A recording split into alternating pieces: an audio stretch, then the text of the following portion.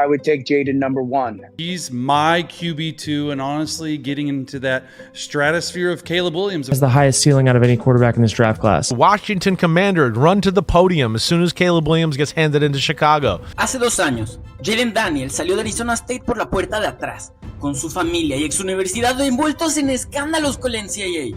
Daniels se transfirió a LSU para competir por el puesto de titular con el objetivo de rehabilitar su carrera. Aunque fue el segundo mejor prospecto en la posición saliendo de la preparatoria, no estaba en el radar de la NFL después de 3 años como titular de los Sun Devils. Venía de una temporada donde lanzó para solo 10 anotaciones y el mismo número de intercepciones.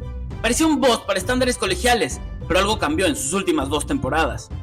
Daniels mejoró radicalmente como pasador de la mano de Malik Nabers y Brian Thomas Jr., manteniendo el dinamismo como corredor que lo caracterizaba. Ganó el Heisman en su último año, rompió casi todos los récords individuales de Joe Burrow en LSU, y es posible que se vaya en el top 5 del draft. ¿Cómo llegamos aquí? El camino de Jaden Daniels siempre pareció apuntar a la NFL. Su padre Jay fue un esquinero que jugó en Washington y Iowa State en la universidad. Como vio el gusto de su hijo por el deporte, intentó enseñarle a jugar la misma posición.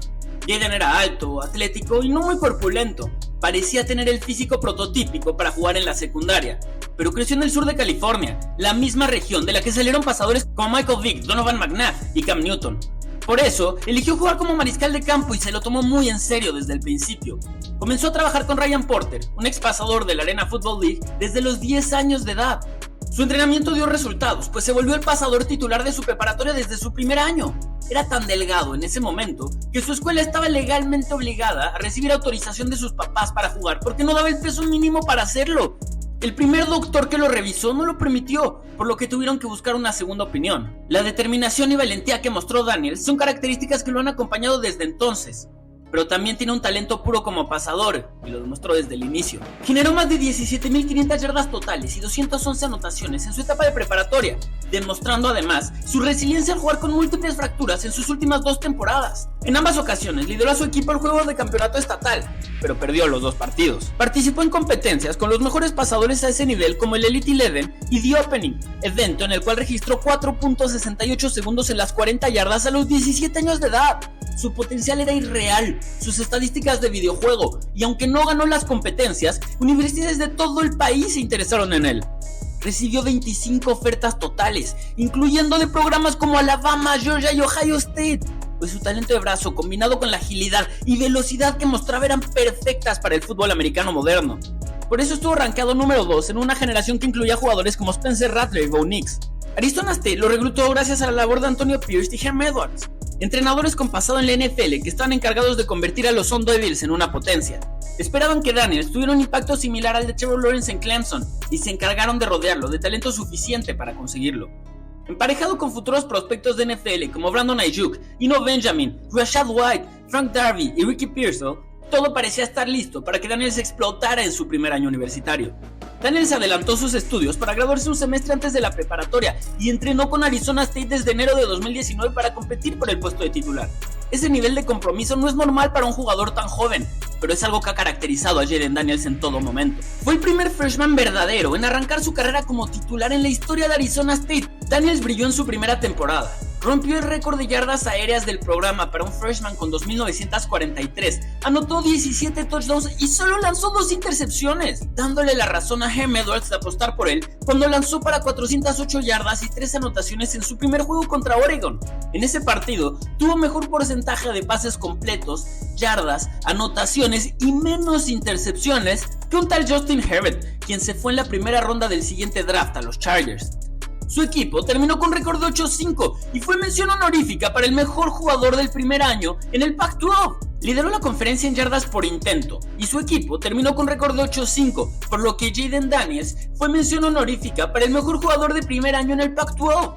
El éxito de su primera temporada elevó las expectativas en torno a Daniels, pero la pandemia lo limitó a menos de 100 pases totales en su segundo año por la cancelación de la temporada. Solo jugó 4 partidos y su desarrollo sufrió en consecuencia.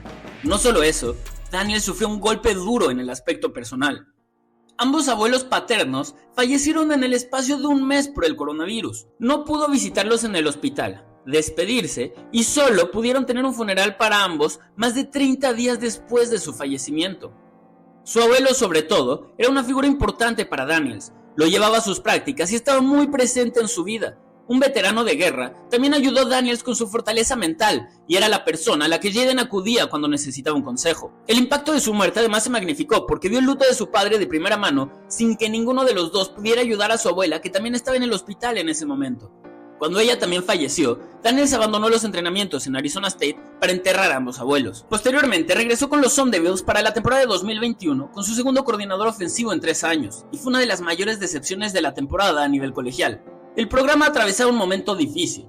Se enfrentó a una investigación por violaciones al proceso de reclutamiento durante la pandemia, con Daniels y su familia siendo parte central de la trama. Su madre pagó por el vuelo de varios prospectos que acudieron al campus durante la etapa de 15 meses en la que se prohibieron las visitas personales por motivo de la pandemia.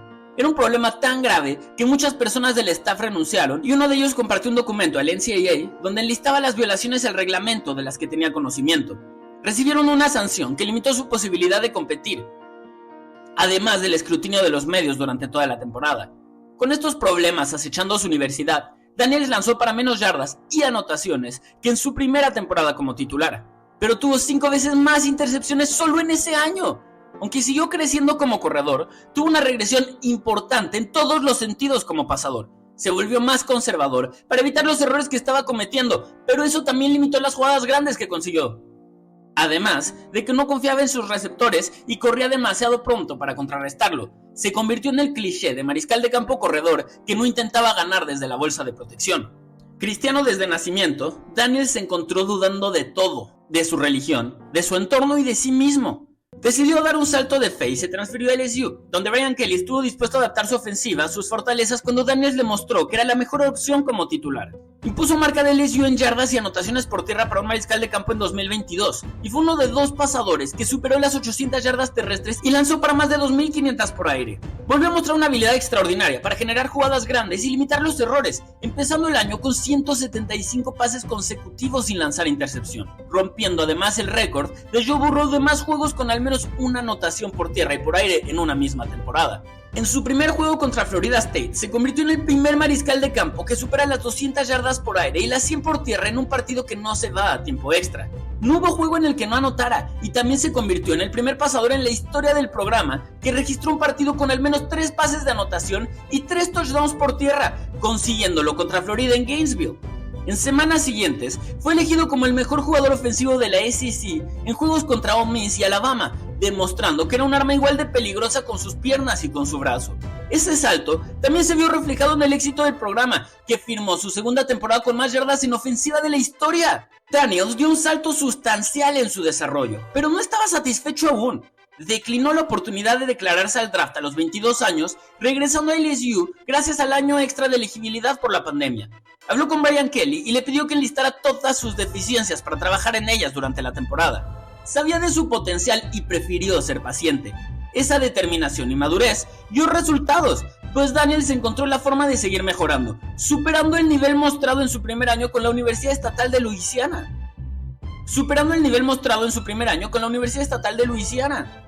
Daniels fue el jugador más dinámico y explosivo de la nación en su última temporada, algo que no digo a la ligera, considerando la alta estima en que tengo a Caleb Williams como prospecto, pero es la verdad, jugó mejor. Se convirtió en el primer jugador en la historia en superar las 200 yardas por tierra y 350 por aire en un mismo juego, cuando lo consiguió contra Florida. En ese enfrentamiento, además impuso la marca de yardas totales en un solo partido a nivel universitario, terminando con 603 en la victoria 52-35 sobre los Gators. Y aunque suene raro, defensivos a ese nivel. A partir de entonces, Daniel se convirtió en el favorito para llevarse al Heisman, y siguió escribiendo su nombre en los libros de historia del fútbol americano universitario. Finalizó la temporada como el único jugador, además de Johnny Football, en superar las 3.500 yardas por aire y las 1.000 por tierra en la SEC. Aunque bueno, esperamos que le vaya mejor que a Manziel en la NFL. También alcanzó la marca de 50 anotaciones, algo que solo Joe Burrow, Tim Tebow, Cam Newton y Bryce Young consiguieron anteriormente. Fue número 1 en la nación en yardas y puntos anotados por juego, en rating de pasador, yardas por intento, yardas por tierra para un pasador y promedio de yardas por jugada. Y todo esto lo consiguió mientras solo lanzó 4 intercepciones. Daniel se convirtió en el prospecto que todos esperaban cuando llegó a Arizona State, aunque el camino no fue el planeado.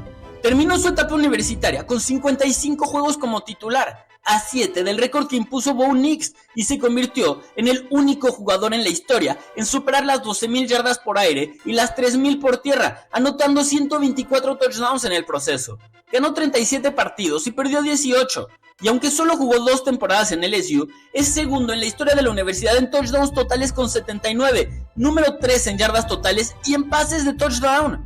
Ganó el Heisman en 2023 y se declaró al draft como uno de los favoritos para irse en el top 5. Está en el debate con Drake May por ser el segundo pasador del draft elegido, aunque para mí no hay comparación. May es puro potencial en este momento y Daniels ya es una realidad. Me recuerda mucho a Robert Griffin III saliendo de la universidad, como un prospecto que puede brillar desde su primer año en la situación correcta, pero que también tiene limitaciones que podrían descarrilar su carrera rápidamente. Griffin III era un pasador muy delgado y su cuerpo no aguantó en la NFL.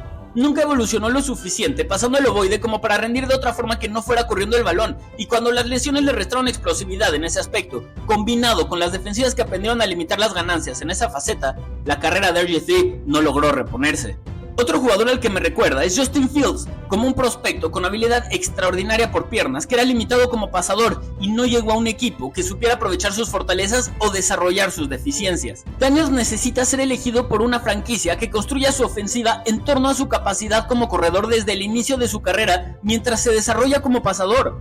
Por eso su suelo es muy alto, pero creo que en este momento se está exagerando su habilidad pasando el ovoide desde la bolsa de protección. No está tan verde como Lamar Jackson, Griffin III o Justin Fields saliendo de la universidad, pero tampoco creo que pueda ser un pasador por encima del promedio en su primera temporada en la liga bajo ninguna circunstancia, incluso en la mejor de las situaciones. Todavía falla demasiados pases sencillos, no juega con anticipación consistentemente. Hay veces que toma la primera opción en su progresión y luego la ignora en la misma jugada cuando vuelve a estar disponible. Es demasiado inconsistente en ese sentido para mi gusto. Y además, si llega un equipo como los Patriots que no cuenta con buenos receptores, tendrá que demostrar que es capaz de rendir sin jugadores de élite en esa posición. Sus mejores temporadas llegaron con Brandon Ayuk y Malik Neighbors como receptor número 1, prospectos de primera ronda que dominaron hacia el final de su etapa universitaria y estaban complementados por otros futuros jugadores de la NFL. Por eso, la situación en la que llegue tendrá mucha incidencia en el destino de su carrera. En el mejor de los escenarios, creo que puede ser uno de los 10 mejores mariscales de campo en la NFL y competir por el MVP de la misma forma que Lamar Jackson con los Ravens. En el peor de los escenarios, creo que puede convertirse en uno de los mejores suplentes de la liga o el tipo de mariscal de campo que puede ser titular funcional en la NFL con un nivel por debajo del promedio, similar al de Justin Fields o Tyrell Taylor. ¿Ustedes qué opinan? ¿Lo estoy sobrevalorando o subestimando con esta evaluación? Ya saben que intento contestar a todos los comentarios, así que me encantaría leer sus opiniones sobre este tema.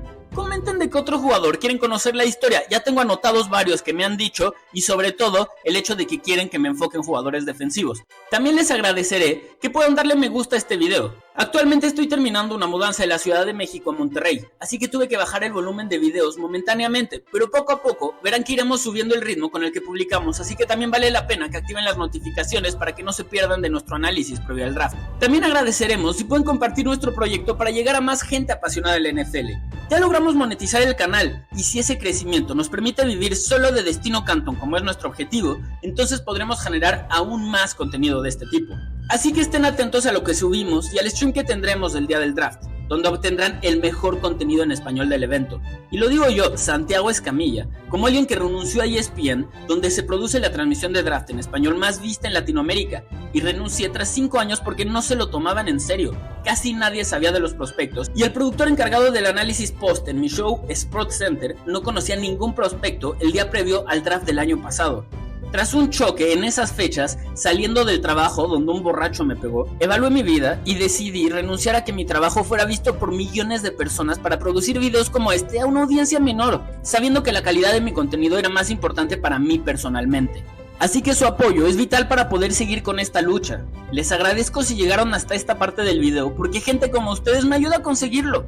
Nos vemos en la siguiente entrega para más cobertura digna del Salón de la Fama. De verdad que muchas gracias por llegar hasta aquí.